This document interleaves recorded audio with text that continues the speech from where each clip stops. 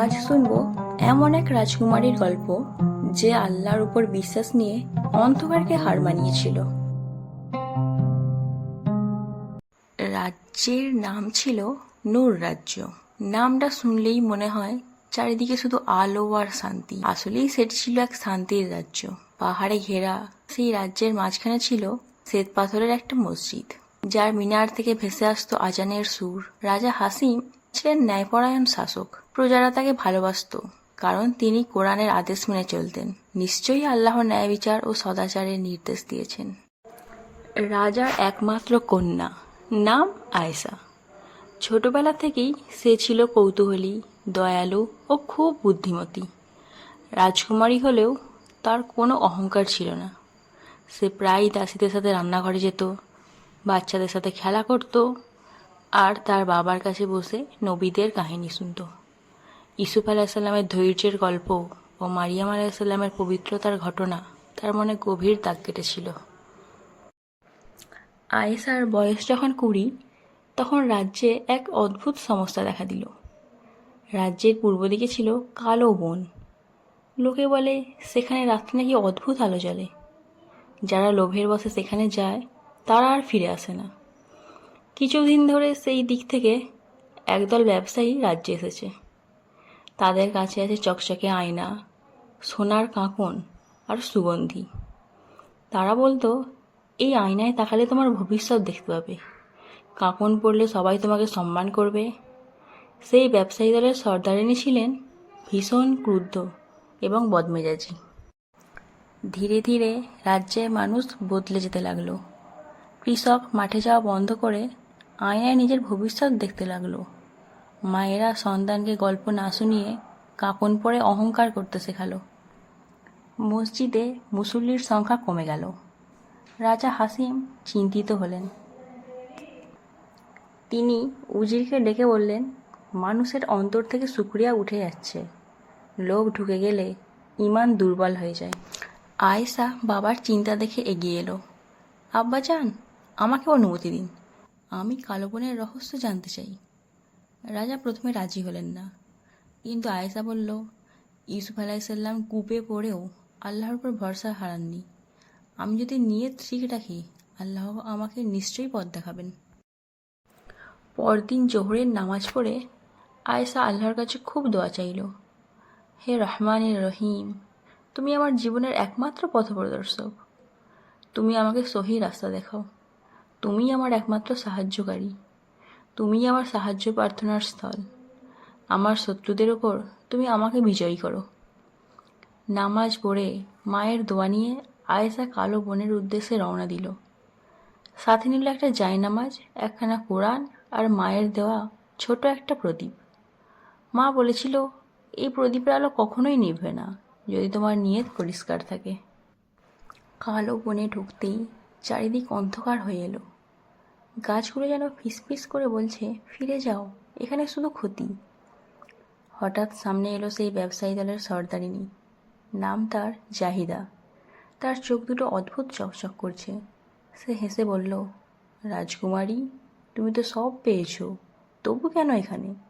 এই নাও আয়না, দেখো, তুমি একদিন পুরো দুনিয়ার রানী হবে। আয়েশা আয়নার দিকে তাকালো না। সে বলল, আমার রব আমাকে যা দিয়েছেন আমি তাতেই খুশি, আলহামদুলিল্লাহ। ভবিষ্যৎ আল্লাহর হাতে, গায়েবের খবর একমাত্র তিনিই জানেন। জাহিদা রেগে গেল।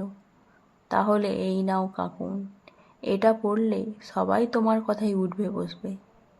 আয়েশা মাথা নাড়ল। সম্মান দেওয়ার মালিক একমাত্র আল্লাহ। রসুল সাল্লাল্লাহু আলাইহি ওয়াসাল্লাম বলেছেন, যে বিনয়ী হয় আল্লাহ তাকে উচ্চ মর্যাদা দেন। আমি অহংকার চাই না। জাহিদা এবার শেষ অস্ত্র ছাড়ল। সে একটা সোনার সিন্দুক খুলে দিল। ভেতরে হীরা, মুক্তা, ঝলমলে পোশাক। এইসব তোমার, যদি তুমি আমার সাথে হাত মেলাও। আমরা দুজনে মিলে এই রাজ্য চালাবো। নামাজ, রোজা এসবের দরকারই নেই, মানুষকে শুধু দুনিয়া দাও। আয়েশার চোখে পানি এসে গেল। সে সিন্দুকের দিকে না তাকিয়ে মাটিতে জায়নামাজ বিছিয়ে 2 রাকাত নফল নামাজ পড়ল। সেজদায় গিয়ে বলল, ইয়া আল্লাহ, আপনি ইউসুফ আলাইসাল্লামকে বাদশাহী দিয়েছিলেন পরীক্ষার পর। আমাকেও আপনি সত্যের উপর অটল রাখুন। নামাজ শেষ করতেই অবাক কাণ্ড, তার মায়ের দেওয়া ছোট্ট প্রদীপটা নিজে নিজে জ্বলে উঠল। সেই আলো এত তীব্র যে কালো বনের অন্ধকার কেটে যেতে লাগলো। আলোয় দেখা গেল জাহিদা আসলে মানুষ নয়, সে ছিল এক ইবলিসের চেলা, যে মানুষের লোভকে ব্যবহার করে ঈমান নষ্ট করে। আলো সহ্য করতে না পেরে সে চিৎকার করে পালিয়ে গেল। সাথে সাথে সব আয়না ভেঙে টুকরো হয়ে গেল, কাঁকনগুলো মাটি হয়ে গেল, সুগন্ধি দুর্গন্ধে বদলে গেল। আয়েশা বুঝল এই প্রদীপ কোনো সাধারণ প্রদীপ নয়, এটা তাকওয়ার আলো।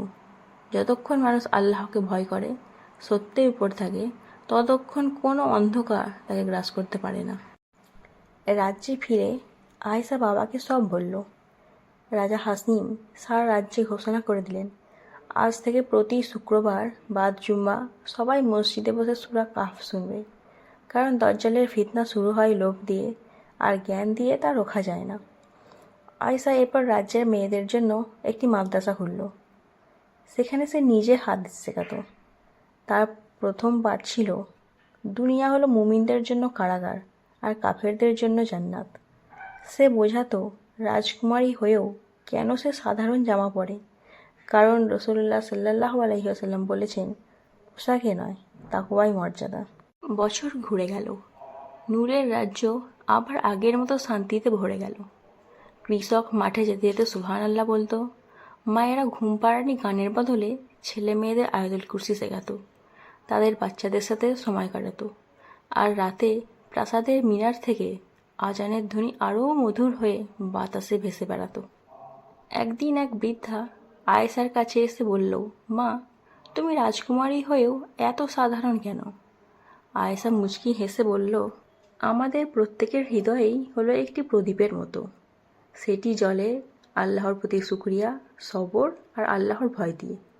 যার মনে সেই প্রদীপটি জ্বলছে, তার সোনার সিংহাসনের দরকারই হয় না। রাজা হাসিম মৃত্যুর আগে আয়েশাকে ডেকে বললেন, মা, আমি তোমাকে রাজত্ব দিয়ে যেতে পারলাম না, কারণ আমাদের রাজ্যে রানী হয় না, কিন্তু আমি তোমাকে এমন কিছু দিয়ে গেলাম যা কোনো রাজমুকুটের চেয়ে দামি, সত্যের শিক্ষা।